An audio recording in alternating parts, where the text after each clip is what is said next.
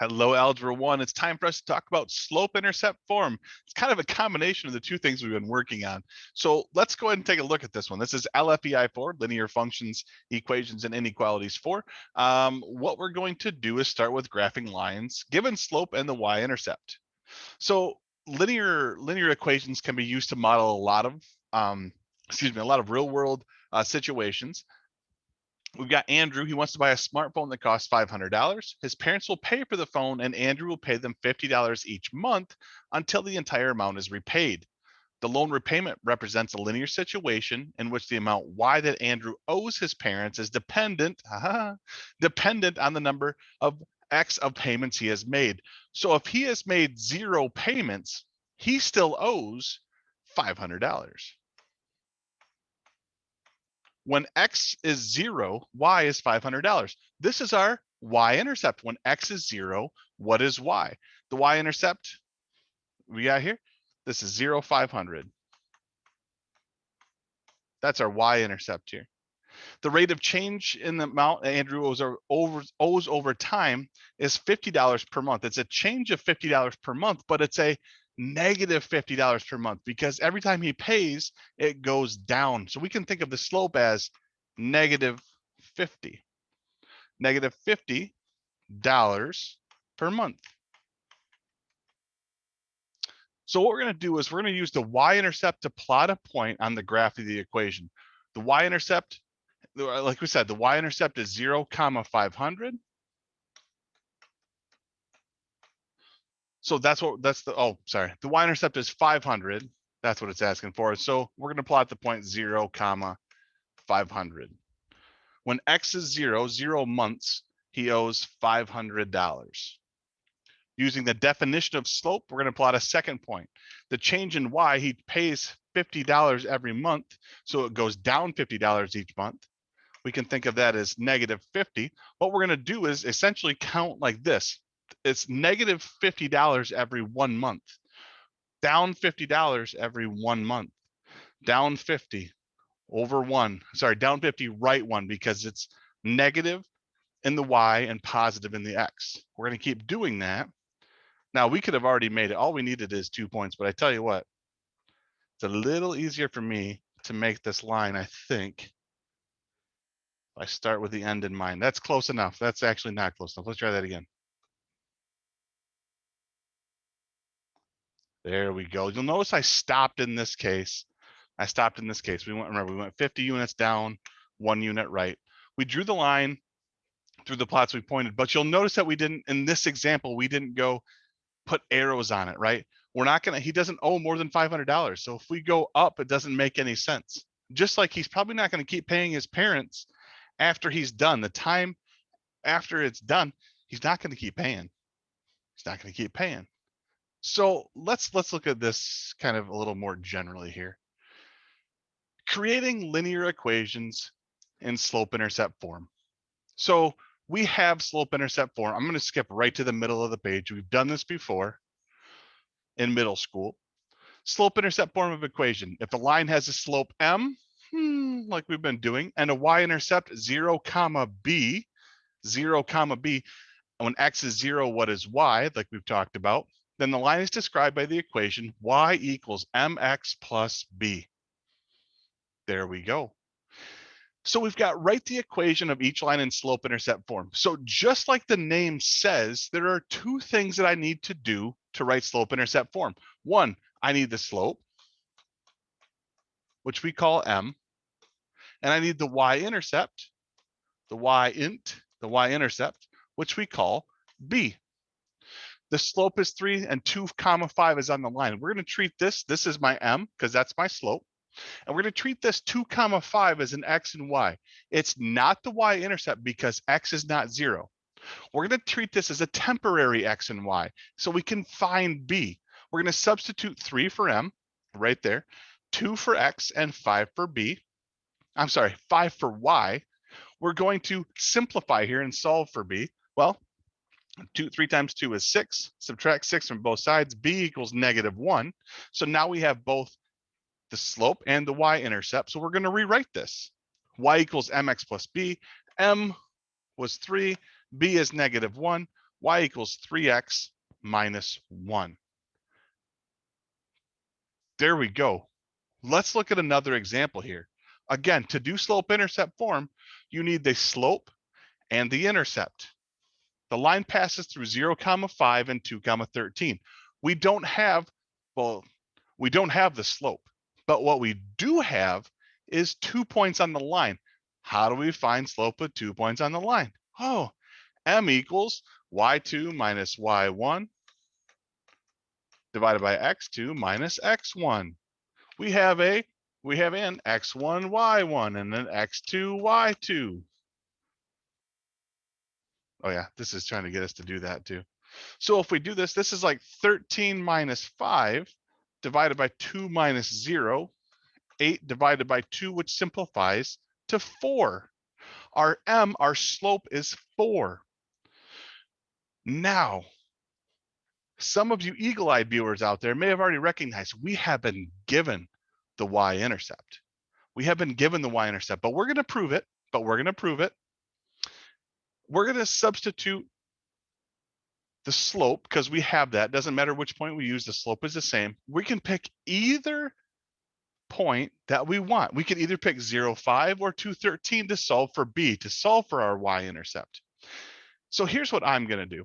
I'm going to pick 0, 5. So our slope, again, we're going to substitute 4 for m. And we're going to do, let's see here. Actually, we haven't done that part. We're going to solve here. So I'm going to put, I'm going to treat this as my xy. So I'm going to have 5 equals 4 times 0 plus b. Well, 4 times 0 is 0. And 5 minus 0 is 0. This b ends up being 5. Well, you could have known that because the definition of a y-intercept says the y-intercept is when x is 0. What is y when x is 0? We were given that. We didn't even have to do that. If we plugged in the 13 and 2, I bet we'll get the same thing. Let's try it. 13 equals 4 times 2. 13 equals 8 plus b. Subtract 8 from both sides. 13 minus 8. And this is 8 plus b minus 8 because that's gone. And b still ends up being 5. We're going to substitute 4 for m, 5 for b, and we're going to get y equals 4x plus 5. Okay, with that said, your job, do the same thing for numbers 3 and 4. Numbers 3 and 4. Once you're done with those, come on back and take a look. All right, let's check your answers here. The first one I ended up with y equals negative 1x plus 5, or just negative x plus 5. I did that because I was given the slope as negative 1. I used 3, 2 to find my second point, or sorry, find my y-intercept. I plugged in 2 for y, negative 1 for m, 3 for x, and I solved for b. I get b equals 5. I plugged that back in here, got my slope, got my y-intercept, plug them back into y equals mx plus b. Number 4, I was given 2 points. I had to find a slope first. I did y2 minus y1 divided by x2 minus x1. I found my slope to be 7. Notice how I draw kind of this little thing over here. Help me organize my thoughts. If you want to do that, you can do that. My slope is 7. And it didn't matter which value, I'm sorry, which point I plugged in. I could plug in 1, 4 or 3, 18. I'll still end up with the same y-intercept or b value. If I plug 1 and 4 in, they're smaller numbers. Sometimes it's easier to work with. 4 equals 7 times 1 plus b. 4 equals 7 plus b. Subtract 7 from both sides. b equals negative 3. And you get y equals mx plus b, or y equals 7x minus 3. Now, once again, how do we graph from that? Okay. I love having slope-intercept form. It is a very efficient way to graph. If I have the equation y equals 5x minus 4, it's already in slope-intercept form. My slope, what's my coefficient or the value multiplying x? It's 5. My slope is 5. If I want to treat that as a rise over a run, what's the number I can divide anything by and keep it the same? 1. So this is like 5 divided by 1. My rise is 5. My run is 1. My y-intercept is negative 4. I'm going to start by, again, step 1, right here, plot the y-intercept. 0, comma, -4. Step 2, use the slope to find the other one. I'm going to rise 5, 1, 2, 3, 4, 5, and run 1 to find a second point. Did that. Draw the line through the points. This time we don't have a stopping spot, so we are going to draw the line through it and put arrows at the end. We did it. We took the slope, we found the y-intercept, we first started. Step 1 says plot the y-intercept, which we did. Step 2 says use the slope to find a second point, which we did. Step 3, draw the line through it, which we did. I like it. I like it. Let's do another one together. 2x plus 6y equals 6. Oh, man. Now we got to solve for y. Oh, we can do that because we've done this. We have 2x plus 6y equals 6. To get to slope-intercept form, we need to solve for y. This needs to end up being y equals something times x plus another value. Y equals mx plus b. I'm going to get rid of anything that's not y on the left-hand side. I'm going to ignore this here. I'm going to subtract 2x from both sides. You're going to notice that I'm going to put that negative 2x in front of the 6. Why? Because it's y equals mx plus b. We can rearrange this. We've done this before. Right now I have 6y equals negative 2x plus 6. Now, at this point, a lot of times what happens is we divide both sides by 6. Another way to think of this is to divide everything by 6, because that's what's being multiplied, or what y is being multiplied by. So I can divide this by 6. Normally you'd see us just do this, but that's not going to give us our slope and y-intercept. This is the same as dividing each individual term, which we've done before, things that are added together, and divide those by 6. And then simplify. Well, 6 divided by 6 is 1. 1y, that's good. Y equals negative 2x divided by 6. Can we simplify negative 2 divided by 6? We sure can. This is like negative 1/3 x, or negative 1x divided by 3 plus 6 divided by 6 simplifies to 1. To find the slope and y-intercept, our slope is the coefficient of x, or the value multiplying x. Our slope is negative 1/3. And our y-intercept is 1. I want to talk about the slope real quick being negative 1/3. When you have a negative value, you can attach the negative to the top or to the bottom, and it doesn't matter which. You just can't do it to both. You could think of this as negative 1 divided by 3, or 1 divided by negative 3. It still gives you negative 1/3. Let's follow our steps. Our first step, though, is to plot the y-intercept. Our y-intercept is 1. When x is 0, y is 1. When x is 0, y is 1. So we plot 0, comma 1. Now here's the thing. Here's the thing. If we attach the negative to the top, we could go down 1 and right 3 to get our second point. This is a negative slope. It should go downhill. What if we did the other one? What if we went up 1 and left 3? Is that still on the same line? Yeah, it sure is. It sure is. This is saying go 1 unit down and 3 units to the right. It doesn't matter how you approach it as long as you do it mathematically. Okay? You've got 2 your turns. You're going to have to take both of those and put them in a slope-intercept form, which I have confidence that you can do, and then come back and check your answers. All right, let's see if we've done these correctly. If I subtract 2x from both sides up here, I end up with y equals negative 2x plus 4. My coefficient of x is my slope, which makes it negative 2. My constant is 4. That's my y-intercept. My first step, plot that y-intercept, 0, comma 4 right there. I use my slope negative 2, which is like negative 2 divided by 1. I could go down 2 and right 1 to get my next point. I could do a few more if we wanted to. Down 2, right 1, down 2, right 1. But you'll notice we've got more points and we can draw our line through it. Number 6, we need to solve for y. We start once again by subtracting 2x from both sides. I have 3y equals negative 2x plus 6. Just like with the example we did above, I'm going to divide every term by 3 to end up with, because 3 divided by 3 is just 1. I have y equals negative 2x divided by 3 plus 2, because 6 divided by 3 simplifies to 2. Again, when I have a negative slope, you could think of this as negative 2 divided by 3 or 2 divided by negative 3. It just cannot be negative 2 divided by negative 3 because that would be positive. And if we do that, we've got our y-intercept being 2 right here. If we check both values, if I go down 2 and right 3, I get here, and up 2 and left 3, I get here, and those are all on the same line. Great work. Ask questions if you got them. Let's go ahead. Let's move ahead right on here. Determining solutions of equations in 2 variables. In other words, let's get these real world things going. We have identified the slope and y-intercept of the graph that represents each linear situation and interpret what they mean. In other words, find the slope, find the y-intercept. What do they mean?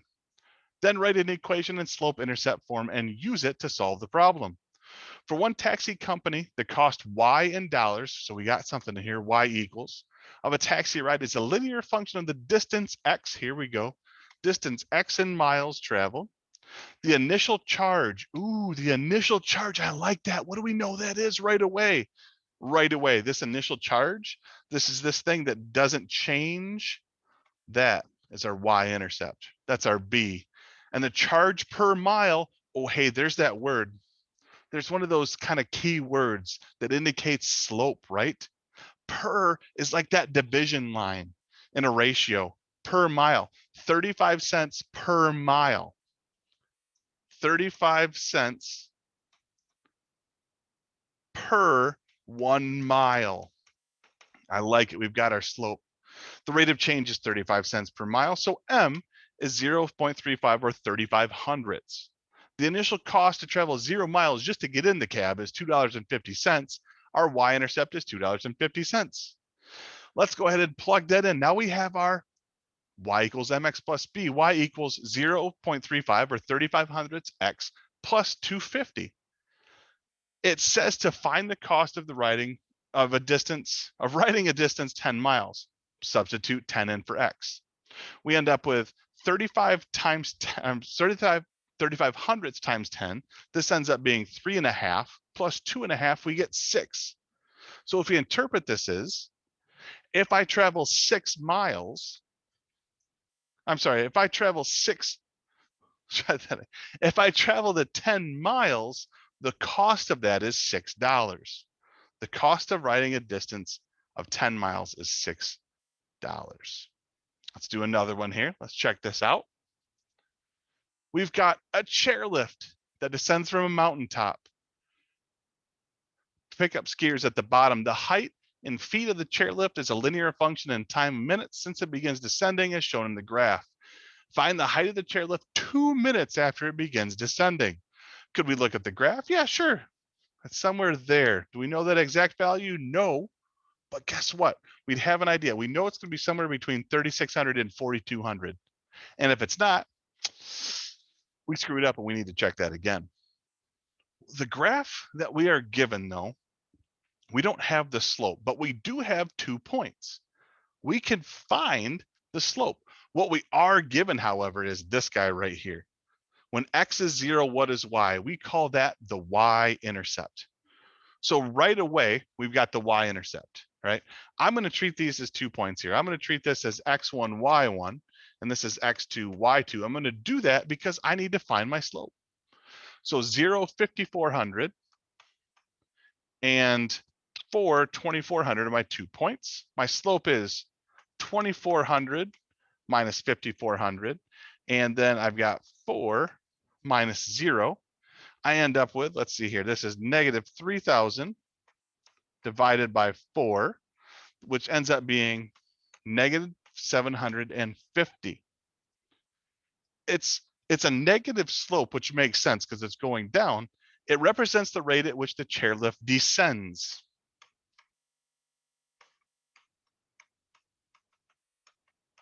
And that negative 750, let's interpret that. It's negative 750 feet per minute. Negative 750 feet per minute. Okay. we've got our value. We already talked about our y-intercept, 0, 5,400, which means at time 0, it's 5,400 feet in the air. That's that's a lot. So the y-intercept is 5,400. Okay, and that represents at 0 minutes. Okay, our equation, we have it. We've got our m. This is our m. This is our b. So I have y equals negative 750x plus 5,400. Let's find that value after 2 minutes. Y equals negative 750 times 2 plus 5,400. This is negative 1,500 plus 5,400. This ends up being, let's see, 3,900. 3,900 feet. Does that make sense? Is that somewhere between 36 and 42? Yeah, it is. Okay, that's good. That makes sense. That makes sense. Our X value is 2. Our Y value is 3,900. So the height of the chairlift 2 minutes after it begins descending is 3,900 feet. I know it's a lot to take in, but you can see the step-by-step process that we've taken on both of these examples. Well, since we've done 2, it's your turn to try 1. So go ahead, give this a shot, hit pause. Let's come back and check your solutions in a minute. All right, I really like this problem, because what we're trying to do is identify the slope and y-intercept of the graph that represents this linear situation and interpret what they mean. Then write an equation in slope-intercept form and use it to solve that problem. What we've got is a local club charges an initial membership fee as well as a monthly cost. The cost C in dollars is a linear function of the number of months of the membership. Find the cost of the membership after 4 months. I still used Y because I can. What we end up with, we need to find the slope. Well, you can see some stuff we've already got, right? When X is 0, what is Y? That's our y-intercept. At 0 months, our cost is $100. That's our y-intercept. Our slope, those, we got to find that, right? Take 2 points. It doesn't matter which 2 points you find. We've got like an x1, y1, and an x2, y2. I find this, I've got 277 minus 100 divided by 3 minus 0, which works out to 59. And we do the y divided by the x, the dollars divided by months. So $59 per month. That's our slope. We've just found and interpreted the slope and y-intercept. Oh, we've got those. Now we can just plug them into y equals mx plus b. Y equals 59x plus 100. Find the cost after 4 months. I plug 4 in for x. 59 times 4 plus 100. 236 plus 100 is 336. 336 what? The cost is $336 after 4 months. You can see the parts we went through. Part 1 was finding the slope and y-intercept. Part 2 was plugging that in, creating our linear equation in slope-intercept form. And then our third one is using it to find something. And we did. We plugged 4 in. 4 was months. 336 was our output, dollars. After 4 minutes, months, $336. 3 minutes would be an expensive club for 4 minutes. So $336.